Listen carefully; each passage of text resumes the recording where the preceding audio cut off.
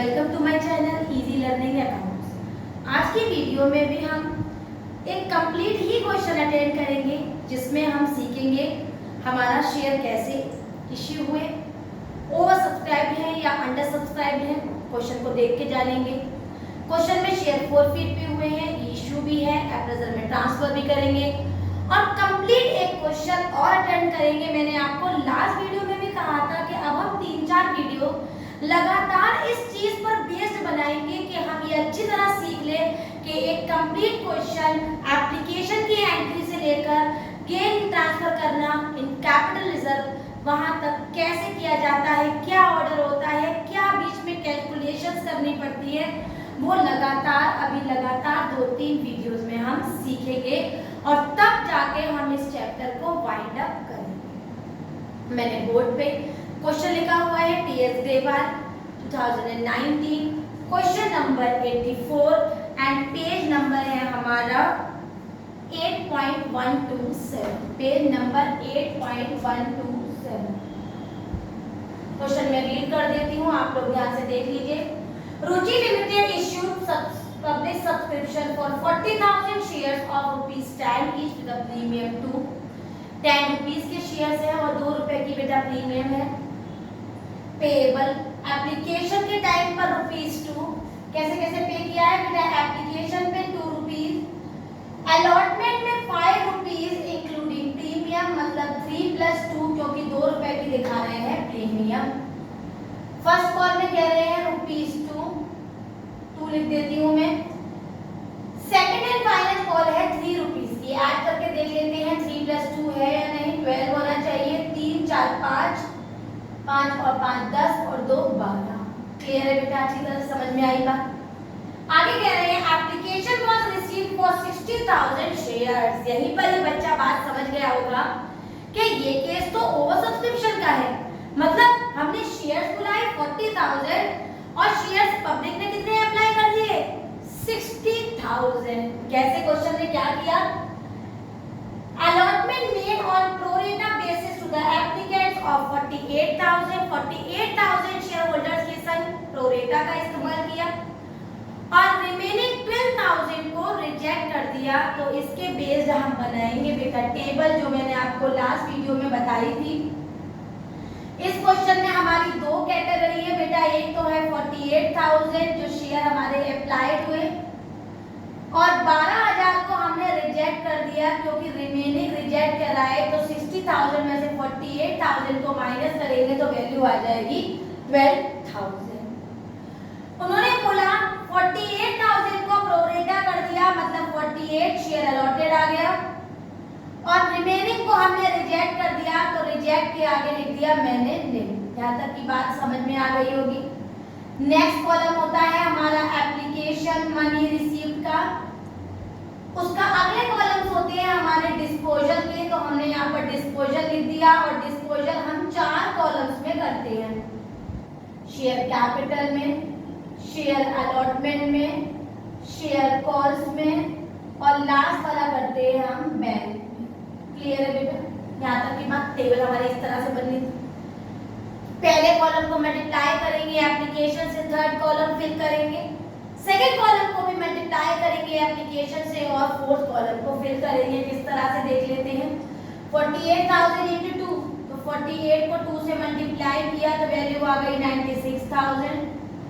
12 को 2 से मल्टीप्लाई किया तो ये आ गया हमारा 24,000। ऐड किया तो वैल्यू आ गई हमारी 10 11 12 1,20,000। क्लियर है बेटा। 40,000 को मल्टीप्लाई किया अगेन 2 से तो ये वैल्यू आ गई हमारी 80,000 और क्योंकि रिजेक्शन है तो डायरेक्ट बैंक में चला जाएगा हमारा 12,000।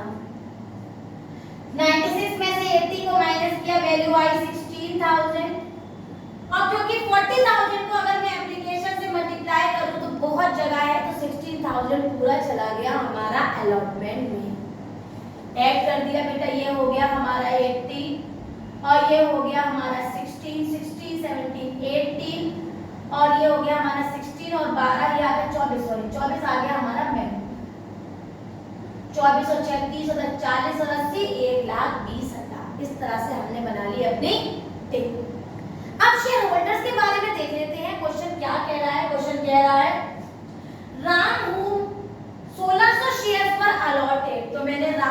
किया, राम को कितने शेयर अलॉट किए गए हैं बेटा 1600। Fail to pay the allotment, Ram ने अलॉटमेंट का पेमेंट नहीं किया। And Shyam to whom 2000 share were allotted, और श्याम जिसको 2000 शेयर्स अलॉट किए गए थे उसने ना तो फर्स्ट कॉल का पेमेंट नहीं दिया और ना ही सेकंड कॉल का पेमेंट दिया। तो अलॉटेड अलॉटेड दोनों में लिखा हुआ है, मैं भी अलॉटेड अलॉटेड लिख दूंगी। चेक कर लेते हैं, 1600 शेयर अलॉटेड, श्याम अलॉटेड में मैंने लिख दिया। और इनका क्या निकाला बेटा अप्लाइड, तो अप्लाइड कैसे निकालेंगे ध्यान से देखिएगा।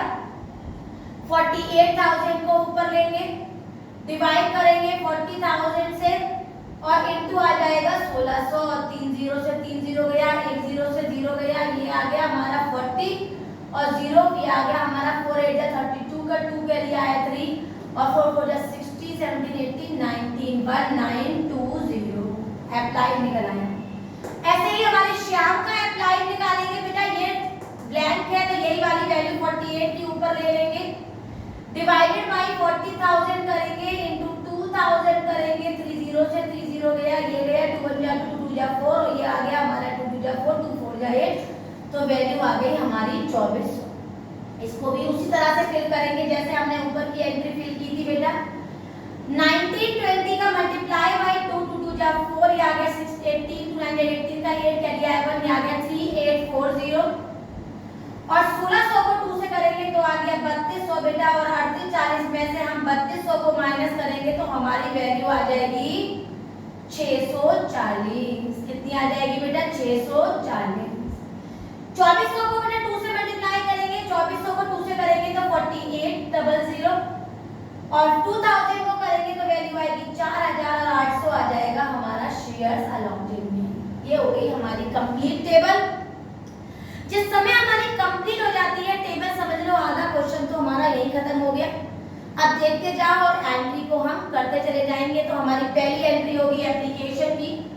पहली एंट्री देख लेते हैं, bank account debit to share application account, narration होगा बीइंग एप्लीकेशन मनी रिसीव्ड, पहली रिसीव्ड की एंट्री होती है बेटा, और एप्लीकेशन मनी रिसीव्ड में से पूरा वैल्यू उठाएंगे और सेम टू सेम हम लिख देंगे।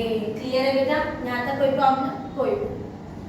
नेक्स्ट एंट्री होगी share application account debit, over subscription की एंट्री है, बहुत ध्यान से देखिएगा।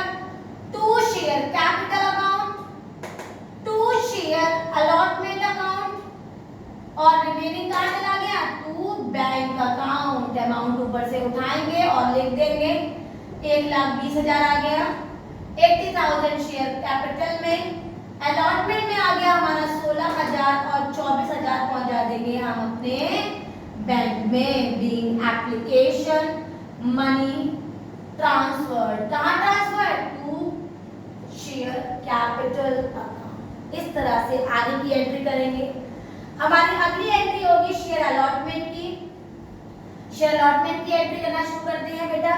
पहली एंट्री होगी share allotment account debit to share capital account, और उसके साथ उसका भाई भी है security premium reserve account. Narration होगा बीइंग अलॉटमेंट मनी ड्यू। तो अलॉटमेंट कितने का है बेटा हमारा 5 रुपए का, और अब सारी एंट्री मिनिमम अमाउंट से होगी, मतलब किससे होगी बेटा 40,000। तो 40,000 इंटू 5, 40,000 को बेटा हम 5 से मल्टीप्लाई करेंगे तो वैल्यू आएगी हमारी 2 लाख। 2 लाख देख देंगे शेयर अलॉटमेंट में। इसमें हमारी 2 रुपए की प्रीमियम है, मतलब 40,000 इंटू 2 आ जाएगा हमारा 80,000 सिक्योरिटी प्रीमियम में, और 40,000 इंटू 3 मतलब 1,20,000 आ जाएगा हमारा शेयर अलॉटमेंट कैपिटल। अब अलॉटमेंट का मनी रिसीव दिखाते हैं। Bank account debit to share allotment account being allotment money receive. Question कह रहा है कि सारा पैसा आ गया लेकिन राम का 1600 शेयर का पेमेंट नहीं आया, तो पेमेंट निकाल लेंगे बेटा। पेमेंट कितना था टोटल हमारा 2 लाख। 2 लाख में हमारे अलॉटमेंट के टाइम पर कितना रुपया पहले से चला गया था बेटा 16,000, तो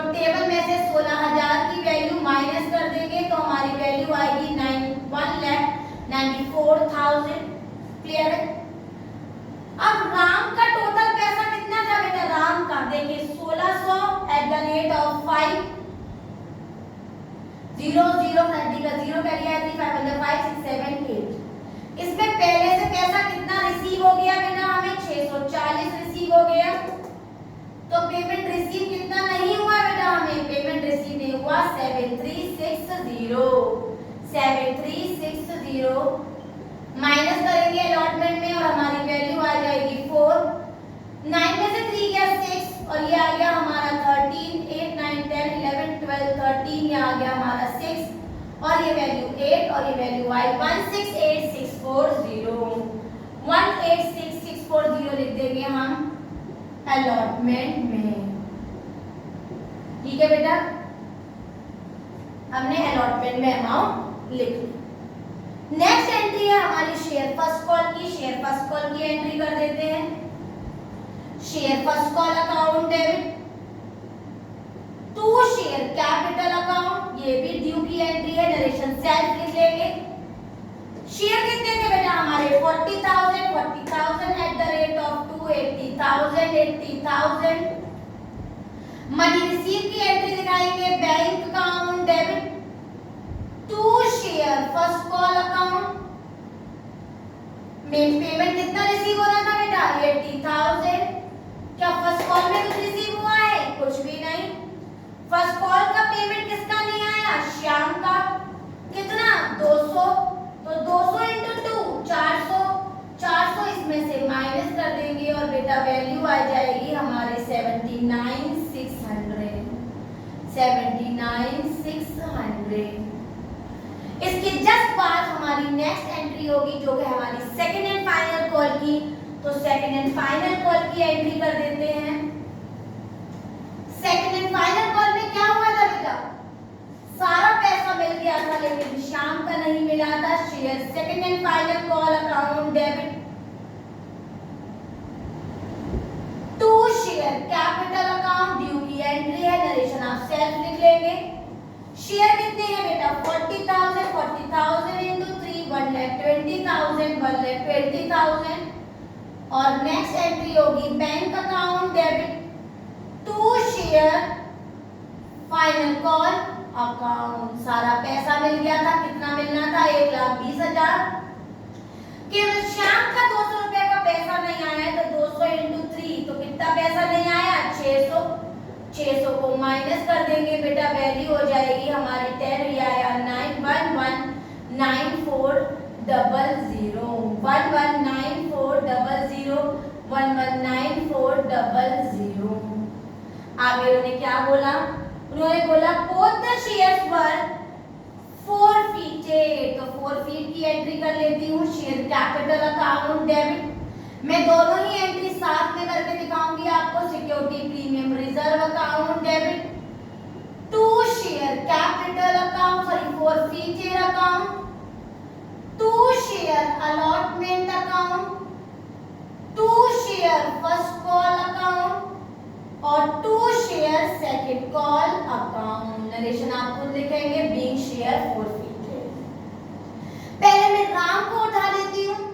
तो सारे कॉल्स हो चुके हैं तो बेटा वैल्यू आएगी 1600 एट द रेट ऑफ 10। यहाँ पर मैं श्याम का भी पेमेंट लिख देती हूँ 2000 एट द रेट ऑफ 10 क्योंकि 2000 की भी सारी कॉल्स श्याम की भी हो चुकी हैं। अब सिक्योरिटी प्रीमियम में किसका पैसा नहीं आया? केवल अलॉटमेंट का नहीं आया। अलॉटमेंट किसका था? राम का। तो 1600 एट द रेट ऑफ 2 आ जाएंगे हमारे सिक्योरिटी प्रीमियम में। यहाँ से डाउन से फिल करना शुरू करते हैं। ना तो 1600 का पेमेंट आया बेटा हमारा फाइनल कॉल का जो कि हमारी 3 रुपए की थी और ना ही हमारा श्याम का पैसा आया 3 रुपए का जो कि हमारी फाइनल कॉल का था। फिर अपने फर्स्ट कॉल को उठा लो बेटा। ना तो हमारे श्याम का पैसा आया 1600 रुपए का एट द रेट ऑफ ₹2 और ना ही हमारे श्याम का पैसा आया 2000 eight the rate of ₹2। Clear?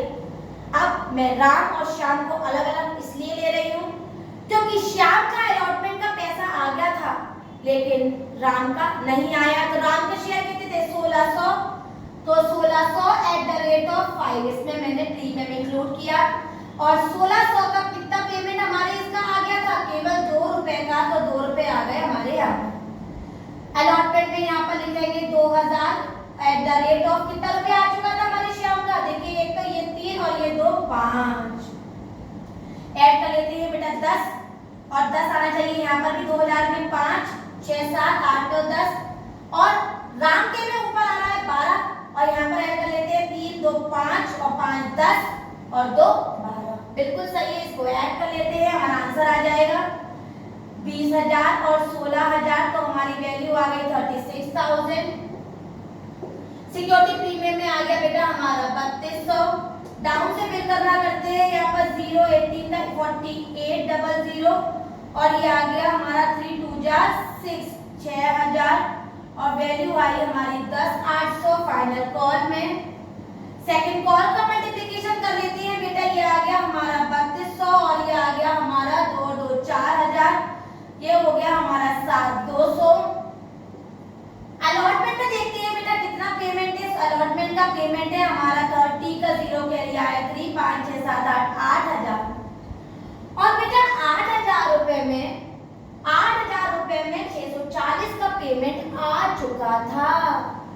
8000 रुपए में 640 का पेमेंट आ चुका था, तो 640 8000 में से माइनस कर देंगे, ये आया 6, ये आया 3, ये आ गया हमारा 7360।